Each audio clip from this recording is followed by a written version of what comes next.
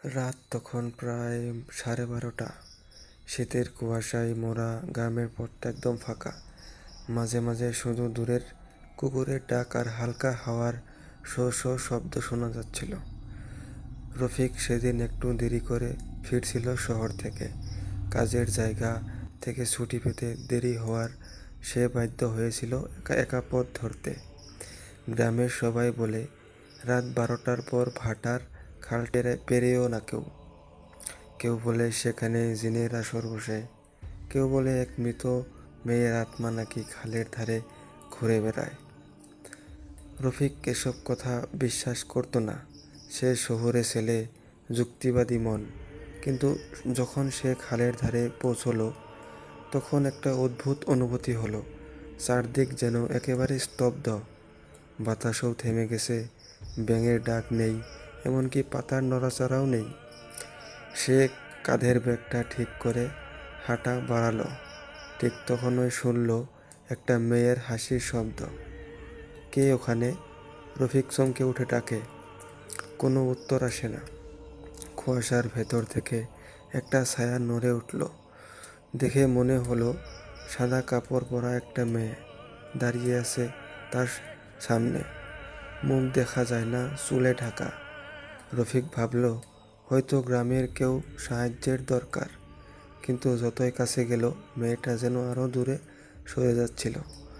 সে একটু ভয় পেলেও সাহস করে বলল, বোন, তুমি এই সময় একা আছো কেন? তখন মেয়েটা ধীরে ধীরে মাথা তুলল। তারপর রফিকের বুকের ভেতরটা জমে গেল বরফের মতো। চোখ দুটোই নেই, শুধু কালো গর্তের মতো ফাঁকা। ঠোঁটে বিকৃত হাসি। তারপর গলার গভীর থেকে একটা গর্জন।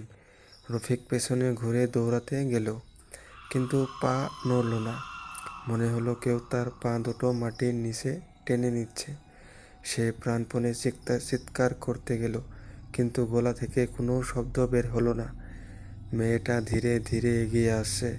কুয়াশার মধ্যে তার মুখটা ক্রমে বদলে যাচ্ছে। কখনো বয়স্ক, কখনো বিকৃত, কখনো অদ্ভুত এক হাসি। ঠিক তখনই দূর থেকে অজানার শব্দ ভেসে এলো, আল্লাহু আকবার।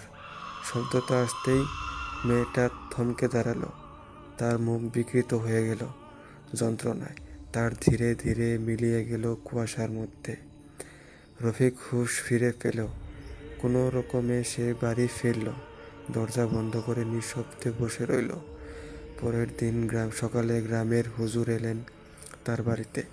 শুনে বললেন, তুমি যাকে দেখেছ সে জিন।